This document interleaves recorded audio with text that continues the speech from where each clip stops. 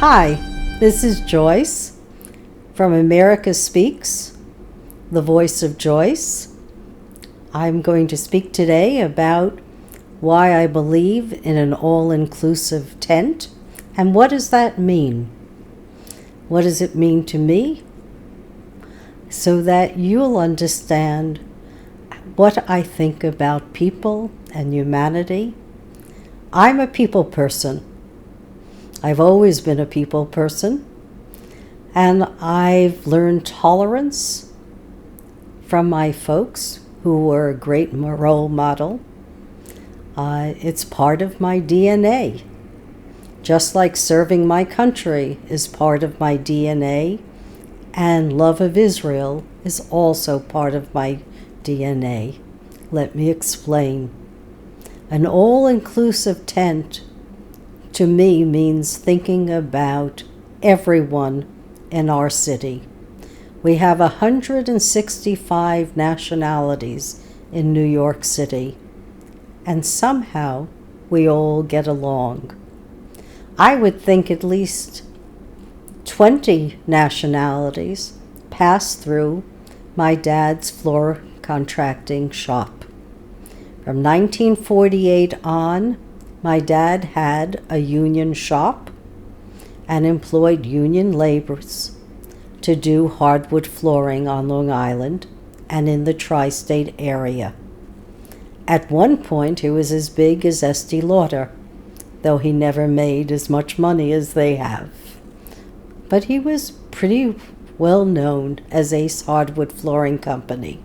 He did the 18,000 homes of Levittown with labor from Lithuania, Albania, Norway. Those were the first groups or waves of immigrants to pass through Papa's shop. The second group was the Italians and the Jamaicans, and I remember their names to this day. I can still see, though his name is the same as a great composer, his name was Aaron Copland, and I remember him. They built my dad's basement for him with upholstered seating and a bar, and I remember they were invited on weekends to come and have parties in my dad's home. So this was a place of refuge for a lot of people. I didn't come into the family business until the late 80s after Bankers Trust. When I did come in, I became the sole owner in 1992, and I had many nationalities working for me then. And the African Americans were still installing hardwood flooring. I had a second group as well from Turkey, a Muslim group, and it was funny because neither one of us wanted to say to the other what religion we belonged to. And for almost 9 months, even though both of us knew I was Jewish and he was Muslim, and his group, his whole family who worked for him were Muslim as well, we said nothing. Until one day we realized it was a holiday, and we exchanged gifts with each other. I had evangelicals working for me. I had a Christmas tree every Christmas because my bookkeeper office manager was evangelical, and it was important for her to have a Christmas celebration, a Christmas party, where everyone came. We had Hispanics. My foreman for 25 years was Hispanic.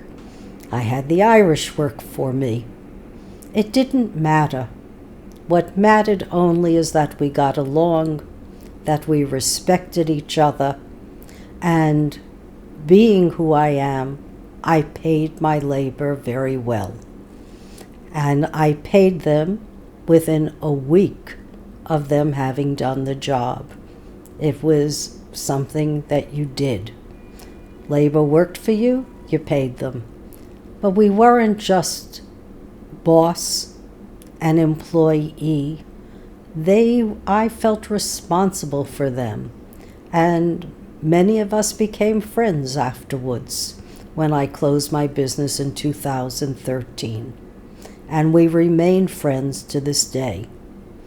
That's why I liked business. I became friends with my customers. I became friends with my employees.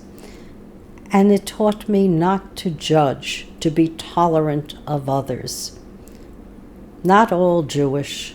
They don't have my background, and it really doesn't matter. We get along.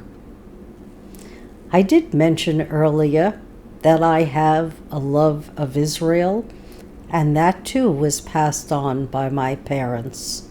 My dad would have gone to fight for the state of Israel in 1948 if he could, but he had to set up a business and work. Instead, just like the Irish who came later, he collected guns in our home, and I remember the crates of guns. How they came to our home, I have no idea. How they were shipped to the state of Israel, I don't know. But I do know that for us, there was nothing more important than the state of Israel. And my first trip to Israel was in 1979, when I offered my son the opportunity of having a party or traveling to Israel for his bar mitzvah, and he chose Israel. By that time, my mentor for my master's degree had already made Aliyah, which is she had already gone back to the state of Israel with her husband and was working on Technion. And at Technion, she was a scientist in the medical department. And I guess my love of Technion continued from 1979 onward. Because I feel so strongly about science and people and understanding and not ostracizing or criticizing others, I became involved in Technion over the last 5 years and pledged to support a young modern Orthodox child towards matriculation at the Technion University. I'm a strong supporter of science and scientific knowledge. So for me, inclusivity is everybody and anybody. My best friends come from many parts of the globe, and I think about them often. I connect with my friends in Massachusetts who are part of the Black leadership of this country. I connect with friends in St. Louis and here in New York City who are part of the Daughters of the American Revolution. We're all the same. We all want the same things for our children and our children's children. A good life, the ability to be educated, to have health care for all of us, and to be able to connect with others and enjoy a quality of life that existed for so many people for so long. As we continue to go through the 21st century, it's going to become a necessity for all of us to pull together people within our nation and people around the globe, because we have an urgent problem to solve. We've got to lower carbon emissions, or the next generation will not be able to survive. We will not have food, and we will not have water.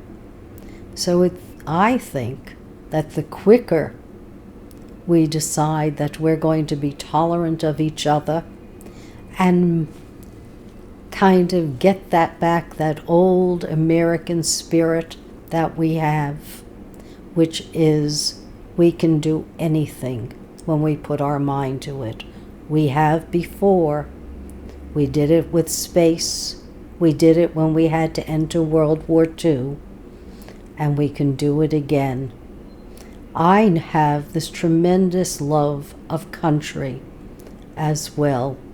3 generations of my family served in the U.S. military. My grandson is serving now. And so I don't think that there is any difference amongst us. And I wish I could convey that to all of you. That to look at your neighbor and say, how can we help? How can we all be part of the solution? It's happening today in a lot of areas, right under our noses.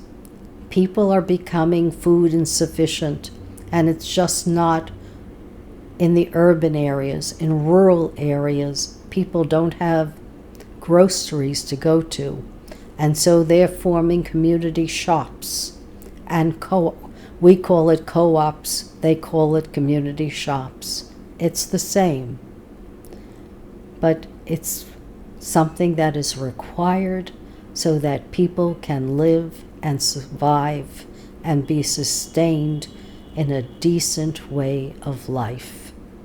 So I hope that I've told you a little about myself, a little about what motivates me, what I'm passionate about, why I'm passionate about it, and then we can launch into the politics that confront us or the issues that are important to all of us.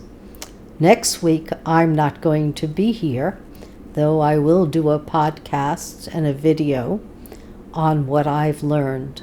I'm going to Detroit, Michigan, back to a portion of my roots, and I'm going to be at the Ford Foundation's conference on the future of labor. There's nothing more important than people being productive and feeling valued. Take care, everyone, and have a great day. If you wish to reach me and comment or make suggestions, please contact me at TheVoiceOfJoyce@earthlink.net. Thank you for listening.